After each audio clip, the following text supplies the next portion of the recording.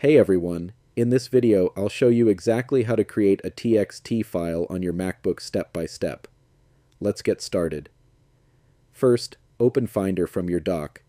Navigate to the folder where you want to save your text file, for example, your desktop or documents folder. Next, open TextEdit, which is the built-in text editor on macOS. The fastest way to find it is by pressing Command plus space to open Spotlight Search. Type TextEdit, then press Enter. When TextEdit opens, it should automatically display a blank document. If it doesn't, click File in the menu bar and select New to create a blank document. Before you begin typing, make sure the document is set to plain text format. Click Format in the menu bar, then choose Make Plain Text. This ensures the file will be saved as a standard .txt file instead of a rich text document. Now you can type anything you like. When you're ready to save the file, click File, then choose Save. Enter a name for your file and make sure to add .txt at the end.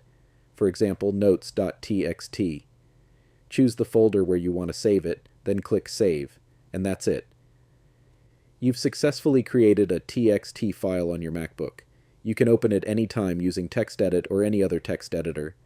If this video helped you, don't forget to like and subscribe for more simple and practical Mac tutorials.